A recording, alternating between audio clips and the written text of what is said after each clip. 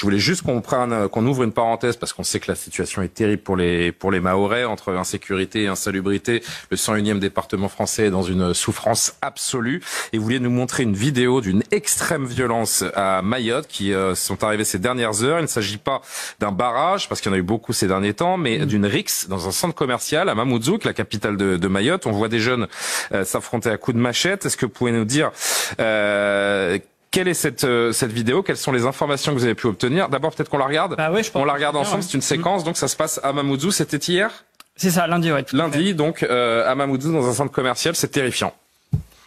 Regarde, c'est celui qui a rien fait soi-disant. Qui t'en prend du câble avec toi là.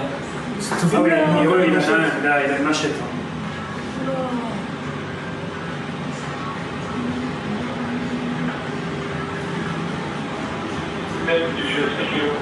C'est pas pour se défendre.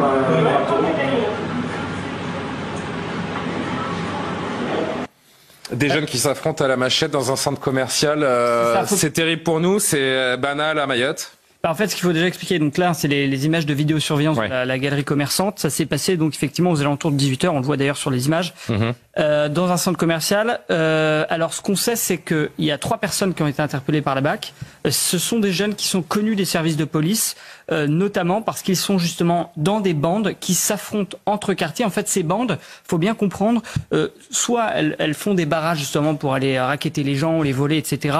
Mais aussi elles s'affrontent dans une logique de guerre de territoire. Et là, c'est 2 bandes. Donc l'une qui vient d'un quartier de Mamoudzou qui est Cavani et l'autre d'un autre quartier de la même ville qui s'appelle Manzarsoua. Et donc ces 2 quartiers, ces deux bandes, quand elles se croisent, eh bien elles se tapent dessus. Donc sur les 3 personnes interpellées, vous avez 2 jeunes majeurs et 1 mineur.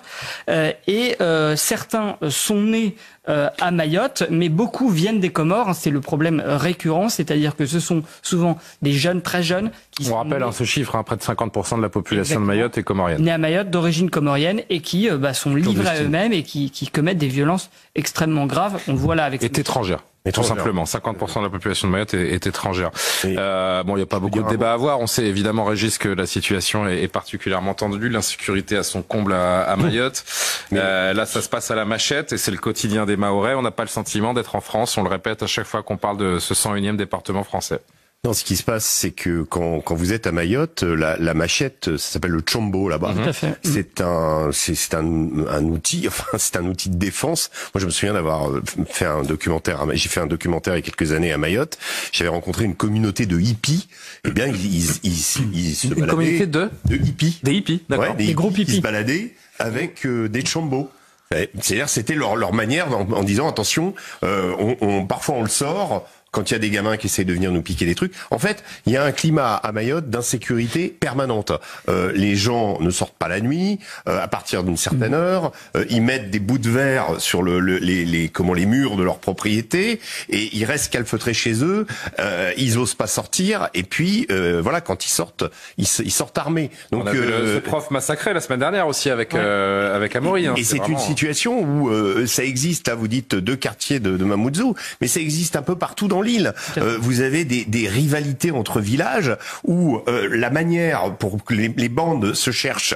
Donc quand ils se cherchent, eh bien ils vont les trouver dans les écoles parce qu'ils savent que leurs ennemis vont aller à l'école, donc ils vont assiéger l'école. Et les écoles à Mayotte, elles ressemblent à des prisons.